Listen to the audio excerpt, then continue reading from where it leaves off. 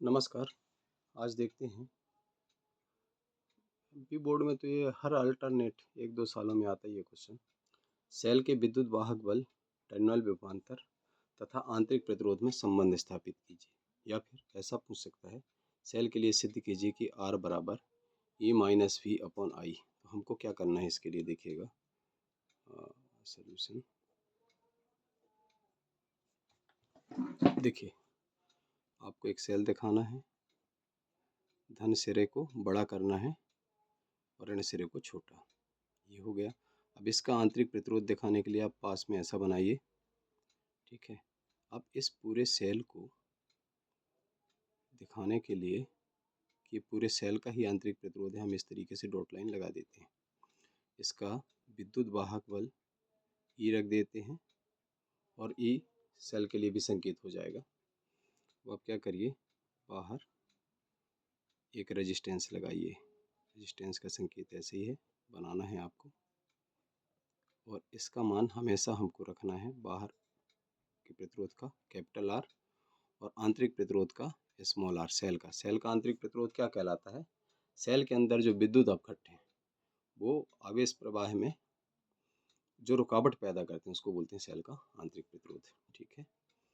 अब इसमें धारा कैसे बहेगी? धन सिरे से। जो सिरा लंबा हमने बना के रखा है, आप चाहें तो धन भी लिख लो, कोई इशू नहीं है। ऋण, तो धन से ऋण की ओर धारा बहती है और इलेक्ट्रॉन कैसे बहते हैं? ऋण से धन की ओर। तो इस डायग्राम में धारा कितनी बह रही है हमने दिखा दिया, आई।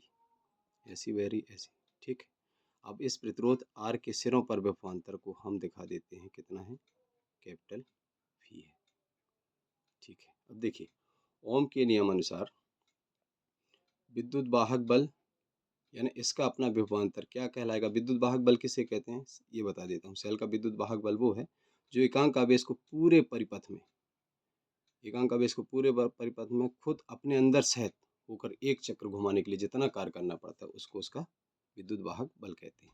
अब आप ध्यान रखिएगा, ओम का नियम होता है V बराबर आई आर। तो हम सेल के लिए क्या अप्लाई कर देंगे, लिख दीजिए ओम के नियम अनुसार, ओम के अनुसार E बराबर क्या हो जाएगा, आई बहने वाली धारा और कुल प्रतिरोध। ये सीरीज में है, मतलब रुकावट जो है, मान लीजिए इधर इधर कुछ रुकावट आई प्लस इधर, तो कुल रुकावट जुड़ जाएगी, दोनों को जोड़ दीजिए आप, आर प्लस आर। इसको और खोल दीजिए, कोष्टक को हल कर दीजिए। ई बराबर I R plus I R, कोई नंबर इक्वेशन दे दीजिए। अब आप कहिए आर के सिरों का विभवांतर भी है, तो आर के सिरों का विभवांतर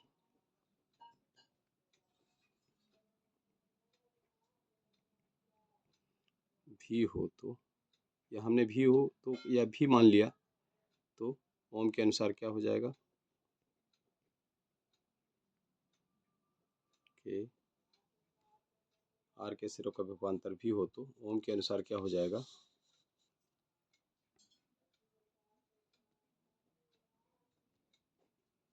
भी बराबर आई आर। बिल्कुल सिंपल है।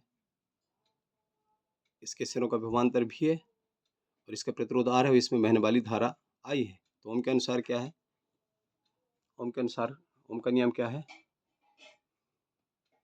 किसी चालक की भौतिक अवस्था में परिवर्तन न हो तो उसके सिरों पर लगाया गया विभवांतर, ये देखिए भी लिख दिया हमने विभवांतर, उसमें बहने वाली धारा आई के अनुक्रमानुपाती होता है। तो आई बह रही है धारा और आर क्या है, इसका प्रतिरोध आई आर का, भी बराबर आई आर हो गया। अब क्या करिए, भी बराबर आई आर, आप देखिए समीकरण 1 में आई आर लिखा है, वहां पर